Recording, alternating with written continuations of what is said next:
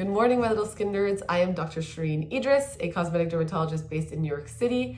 I am sorry if I sound congested. I have really bad allergies at the moment. And yes, I use my Flonase not to roll my face, but to my nose.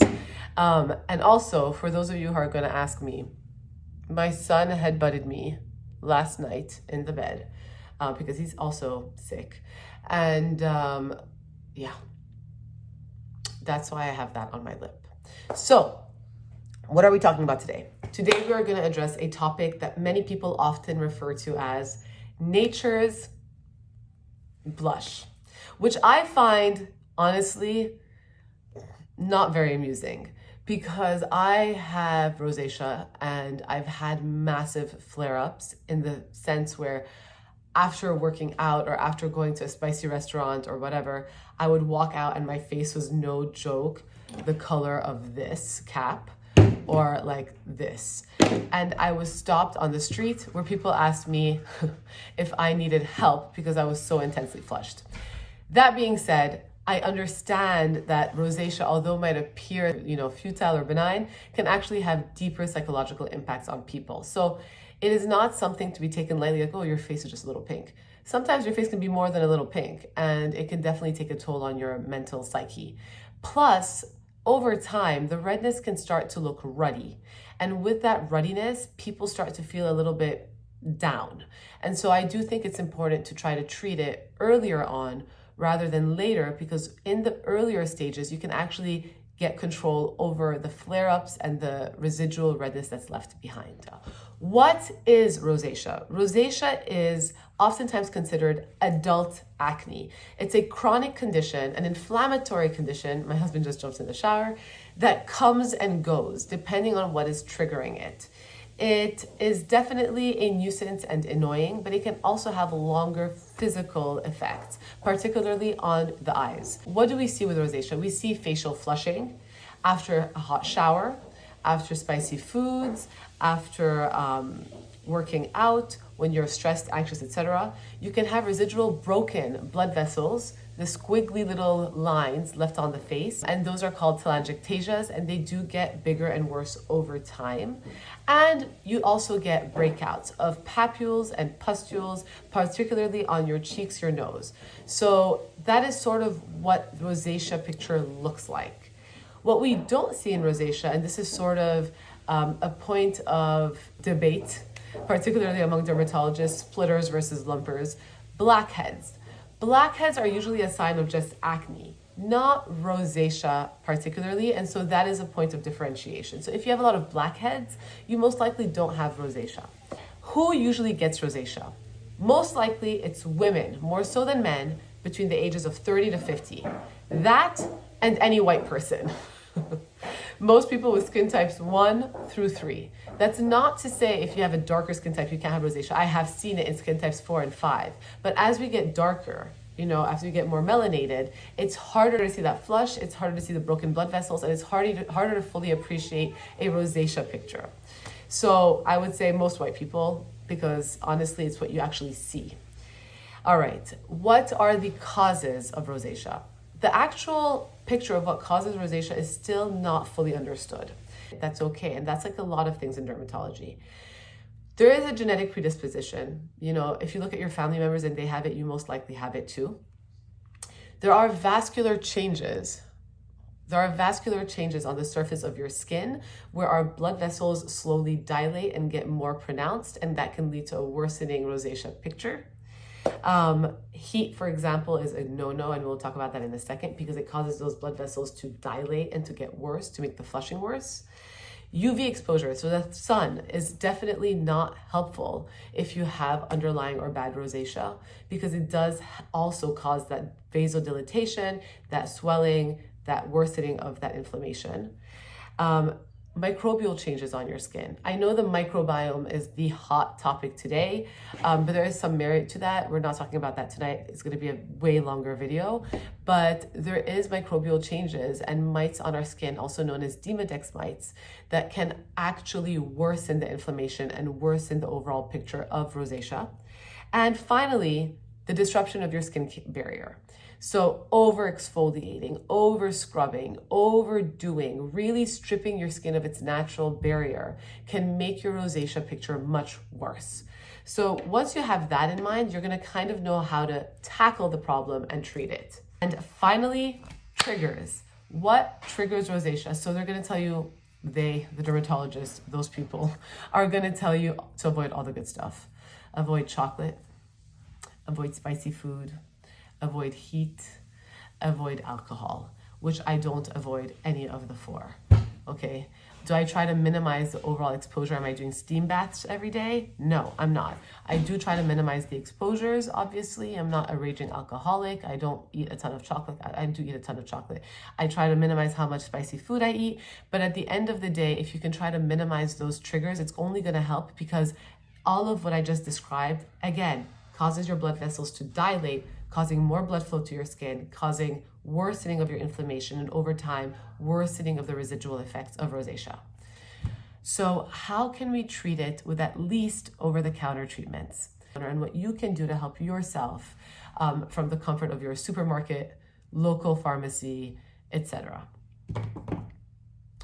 If you're looking for a brand, and I am not endorsed by this brand, to try to help with any sort of underlying redness, there is a French brand known as Avène, which is very famous because it does trigger underlying redness. This is their mist. I have a cleanser by them, the Zero Calm cleanser, but this one is probably more for dry eczematous skin. They have a cleanser for redness, and I'm gonna put a picture of it here, which I would recommend that you try, and as well as their moisturizer line. Hiram just came out with a skincare line, Selfless by Hiram, and I actually was very impressed by his green tea and centella face wash, because it is very, very soothing. And I thought this would be a good time to demo it because I really do think it can help, especially with people who have underlying redness. Centella asiatica, also known as Sika, has been around for centuries, especially in the Far East. And Sika has redness reducing properties. So this is his gel cleanser. It is a very gentle gel cleanser. It has no scent because it's Hiram.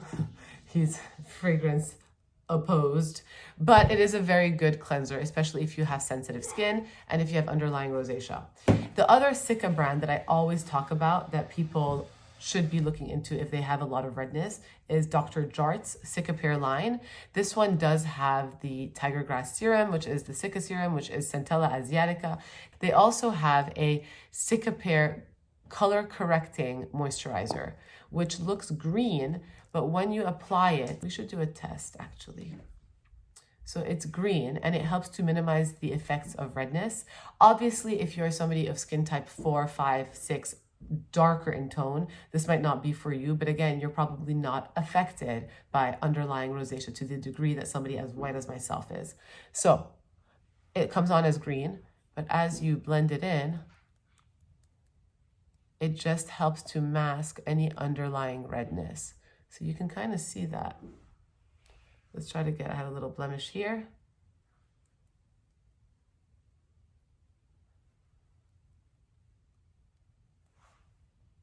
There you go. So Sika is one of those ingredients that can help correct, especially when it's in a thicker green base, the appearance of the redness. Now, the best ingredient for treating rosacea in an over-the-counter treatment is honestly, though, azelaic acid. Azelaic acid is one of those kind of unicorn ingredients that we don't know exactly how it works. It does have anti-inflammatory properties, and depending on its percentage can definitely help. Personally, I think 15%, which is prescription, is the most effective, 15 to 20%. Obviously, not everybody has access to prescriptions. And so over the counter, you have azelaic acid by Paula's Choice. It is a 10% booster. It smells really bad. I don't know.